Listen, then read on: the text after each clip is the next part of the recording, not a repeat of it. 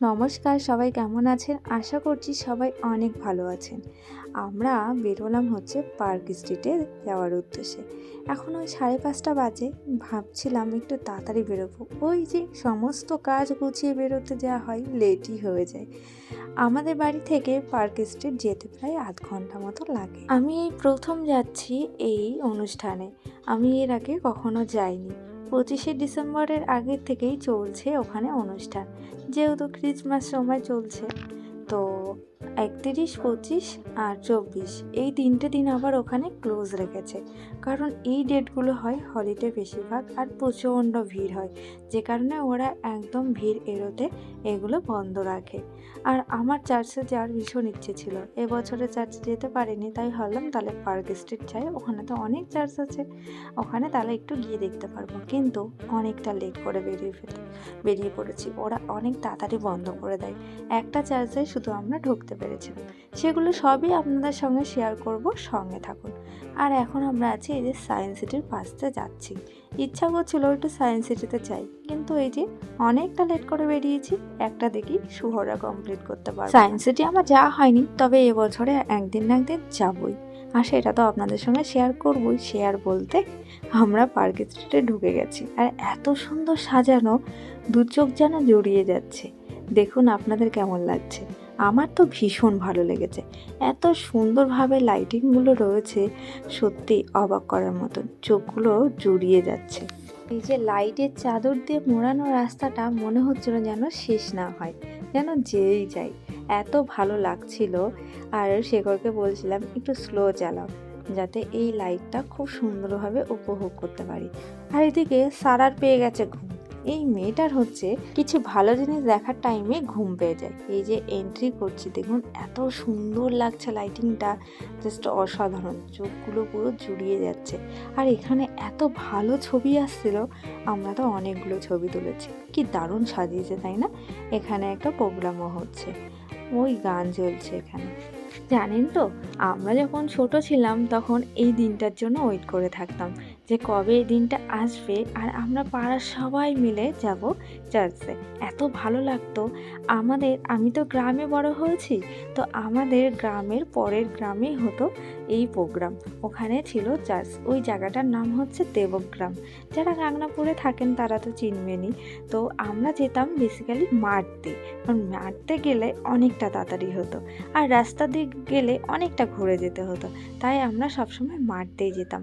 আর আমরা যখন যেতাম পাড়ার সবাই মিলে যেতাম, এত আনন্দ হতো, ভীষণ ভালো লাগতো। সেই দিনগুলো আর কোনো দিন ফিরে আসবে না, খুব মিস করি। আর সেই দিনগুলো এখনকার বাচ্চারাও পাবে না। এখন তো সবাই সবার ফ্যামিলির সঙ্গেই যাচ্ছে, সবাই এখন মানে একটু অন্যরকমভাবেই আর কি, অন্যরকমভাবেই চলছে। কিন্তু আমাদের ওই সময় পুরো পাড়াটাই ছিল যেন একটা ফ্যামিলি। এখন একটু কেমন হয়ে গেছে, সব জায়গাতেই দেখছি, ভালো লাগে না। ওই সময়গুলো ভীষণ মিস করি। আমরা একটু ফাংশন দেখার পরেই জিলাপির দোকান থেকে জিলাপি খেতে আসলাম। সারা জিলাপি খেতে ভীষণ পছন্দ করে, তাই ওর জন্য নিলাম জিলাপি। আর তখনই আসলো একটা বাচ্চা মেয়ে, ওর জিলাপি খাওয়াটা তখন কমপ্লিট হয়ে গেছিলো। এই মেয়েটা এসে বলল, আমাকে একটু চা না পুরি দাও না, আমি খাবো। ও নন বেঙ্গলি ছিল। তারপরে বললাম ঠিক আছে দাঁড়াও। আর ওর কথা শুনে সারা সঙ্গে সঙ্গে আমাকে বলছে, মাম্মা টাকা দাও, আমি ওই দিদিটাকে খাবার কিনে দেবো।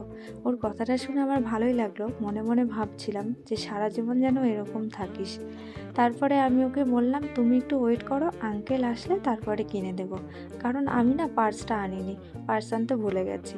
তারপরে সারার সঙ্গে একটু দাঁড়িয়েছিল, শেখর আসলো, ওকে বললাম তুমি একটু পুরি এনে দাও। তারপরে নিয়ে আসলো পুরি, তরকারি আর একটা জিলাপি। ও নিয়ে চলে গেল। সারা ভীষণ খুশি হলো। আমরা সারা যখন ছোট তখন থেকেই সারাকে নিয়ে বেরোলে আমরা যতটা পারি এইসব বাচ্চা বা একটু বয়স্ক মানুষদেরকে সাহায্য করি, আর সেটা সারার হাত দিয়েই করি, যাতে ও বড় হয়ে এই ধরনের কাজগুলো করতে পারে। সবসময় ক্যামেরা বন্দি করি না, আর আমি যেহেতু আমার লাইফস্টাইল শেয়ার করছি, তাই ভাবলাম এগুলোও একটু করে শেয়ার করি।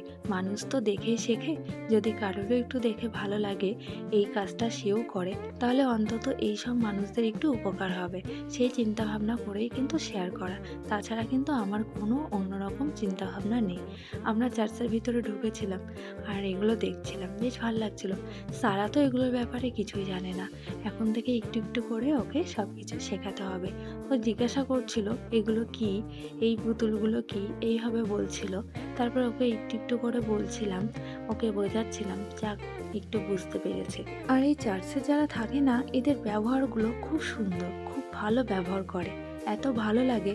এখানে সবাই মানে ইংলিশেই কথা বলে বেশি দেখলাম, আর অনেক বিদেশিও ছিল। আর সারা একটু খেলনা দেখে, খেলনা তো নেবেই, বাচ্চা কাচ্চা নিয়ে বেরোলে পকেটে একটু বেশি করে নিয়ে বেরোতেই হয়। কারণ তুমি যতই ভাববে যে আমি কিছু কিনে দেবো না, সেটা হবেই না। ওরা ঠিক জানে কোথায় কিভাবে চাইতে হয়, ঠিক এমনভাবে চাইবে, না দিয়েও পারবেন না। আর এখন যেহেতু আরিয়ানের সঙ্গে সবসময় খেলে, কোনো কিছু নিলে আরিয়ানের জন্য একটা করে জিনিস নিতে চাই, কারণ ওরা দুজনে একসাথে খেলবে তাই।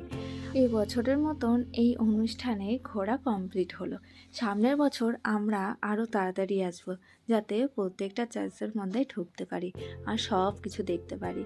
যাই হোক, আমার এই ছোট্ট ভিডিওটা আপনাদের কেমন লাগলো অবশ্যই কিন্তু জানাবেন, আর পাশে থাকবেন। আপনাদের প্রত্যেকটা কমেন্ট আমাকে মোটিভেটেড করে, তাই কমেন্টটা অবশ্যই করবেন। ভীষণ ভালো লাগে আপনাদের কমেন্টগুলো। আর খারাপ কমেন্টের কথা ছেড়ে দিই, কারণ আশেপাশে ভালো থাকলে তার সঙ্গে খারাপটাও থাকবে। আজকে এখানেই শেষ করছি। বাই বাই, সবাই খুব ভালো থাকবে।